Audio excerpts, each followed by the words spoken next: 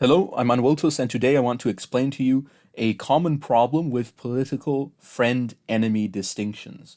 And this common problem manifests itself in two different ways. And what is this problem? Well, this problem is a misunderstanding, essentially,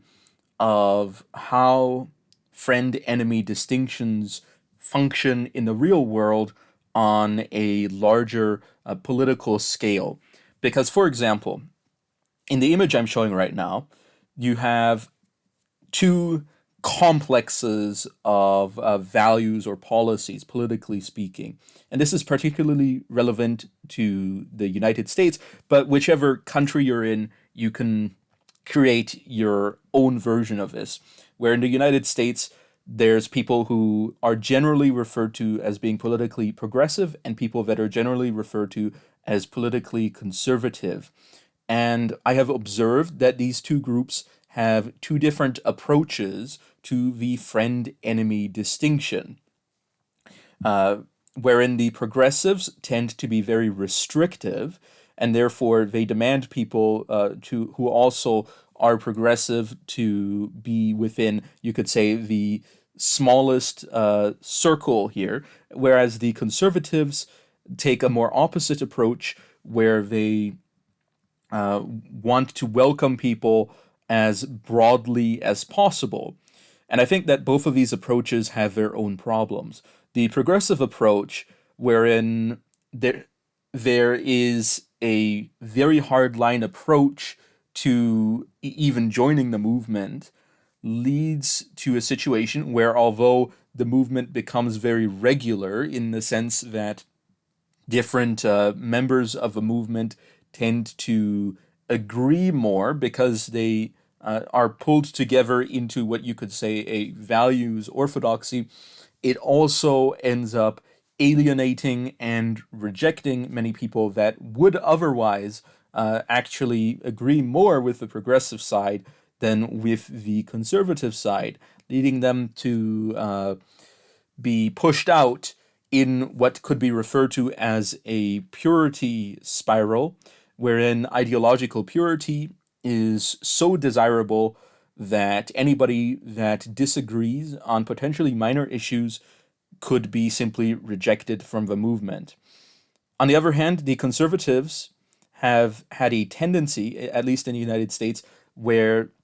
and this isn't simply true about political conservatives. This also happens to the general public Christian culture as well in many ways, wherein somebody who mildly agrees with a conservative or a Christian position, depending on which context we're talking about,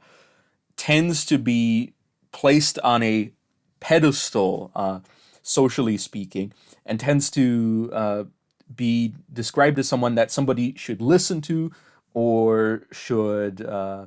observe, someone who should speak on behalf of the movement, even though that person is actually very detached from the ideological center of the movement.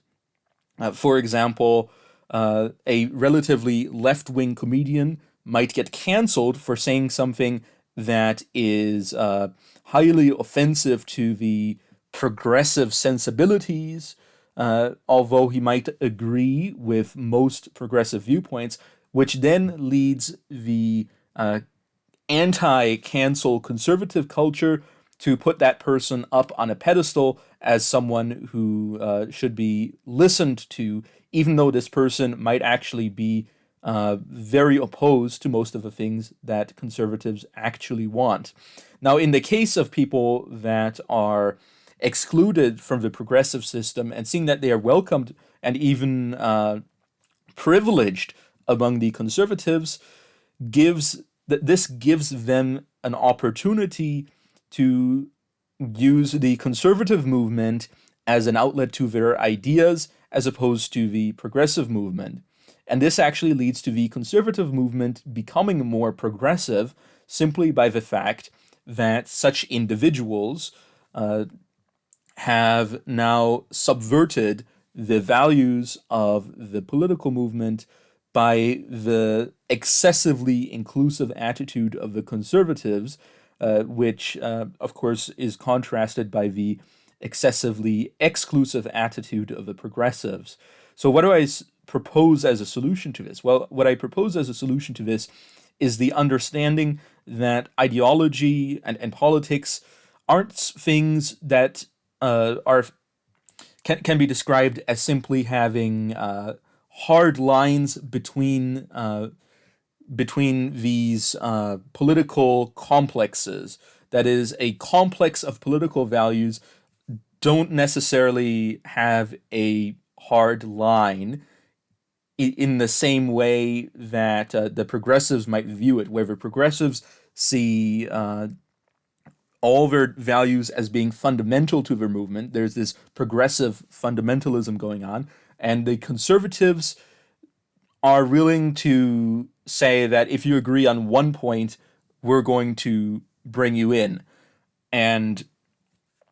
instead of viewing things as either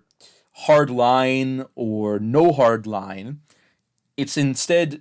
important to realize that there is a degree of agreement and a degree of disagreement. And this is what these concentric ovals or circles are meant to imply in this image. It's that while there are core progressive and conservative distinctives in that political system, there are also groups of people who don't necessarily fall into those core elements and who might agree with some elements of these movements. And then as you move farther out, you have people that agree less and less with these movements. And therefore, they are less, ideally, if the movements had an awareness of what I'm talking about, an awareness of the friend-enemy distinction, they should be considered, people closer in should be considered more friend than enemy. People farther out should be considered more enemy than friend, but not necessarily fully enemy or fully friend at any point, due to the fact that these ideological ideals tend to be abstract. So, from a more realist perspective, if you want your movement to have an ideological core, and if you don't want to enter into a purity spiral, the best approach would be to simply say that there is a system of degrees, that somebody can be conservative to degrees and somebody can be progressive to degrees, and operating under such an understanding leads to a situation where you don't demand people that you know aren't part of your movement to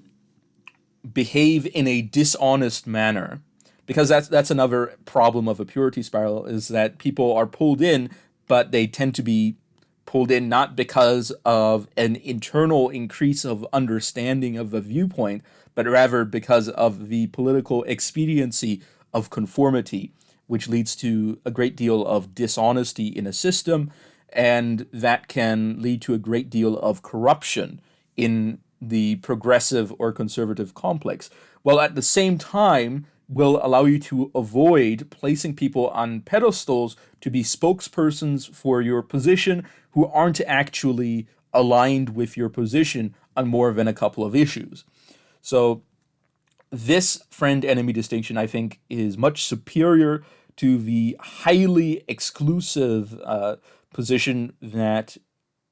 can be said was common among progressives, and the highly inclusive position that can be said was common to conservatives, because this position says that we can be inclusive in the ways that are useful and that there need to be, but we can also be exclusive when we need to be, because ideologies do have hard lines. There are hard line positions that you can take, but this allows you to take those hardline positions while also acknowledging that people might agree with you on other things. And it will allow you to distinguish between how many different hard lines somebody has crossed,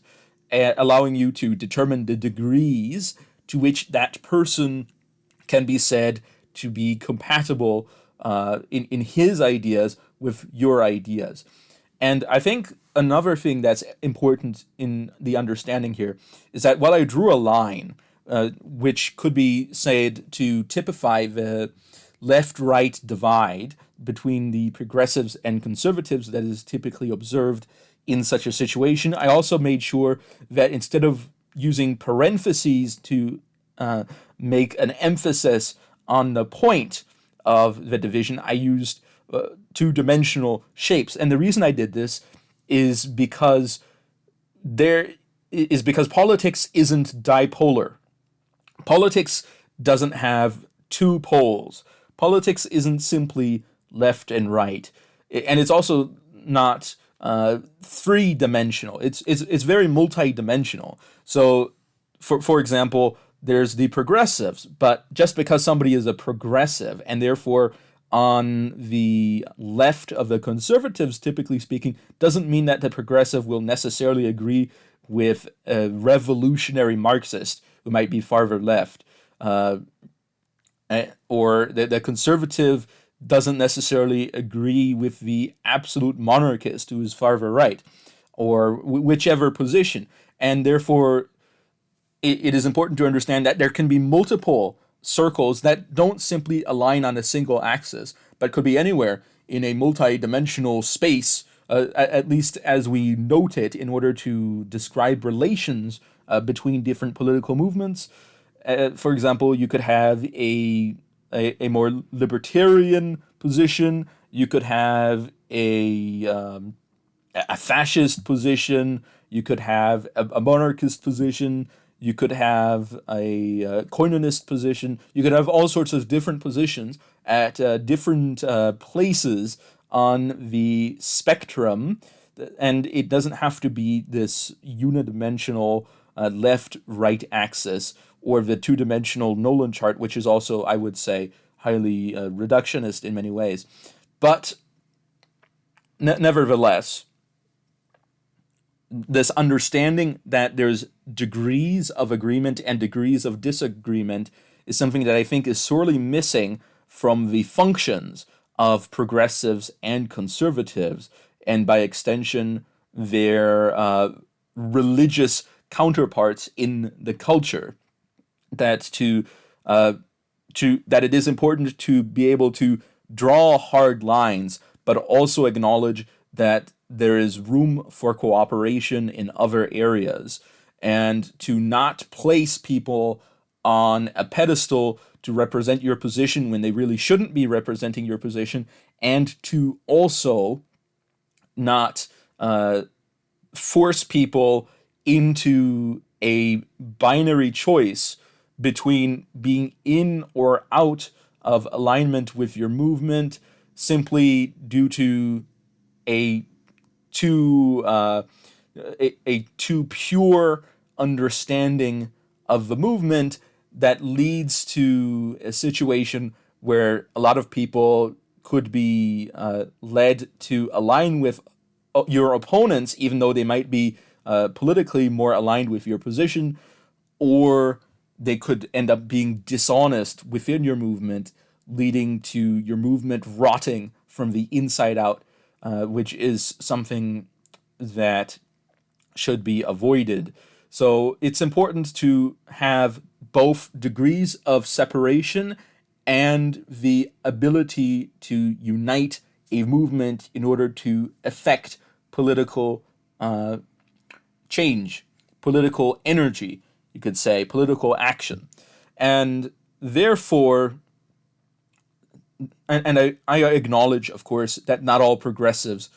have this highly exclusivistic view, and that not all conservatives are eager to include everyone that they can in their movements, or to smooth out differences within the movement. But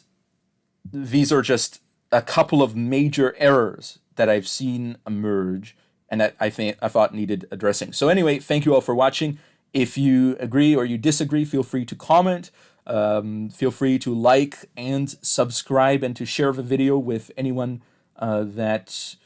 you think would appreciate it, or that you think could perhaps benefit from understanding this line of thinking.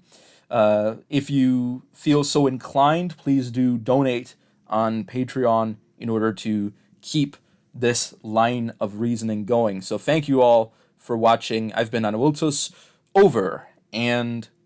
out.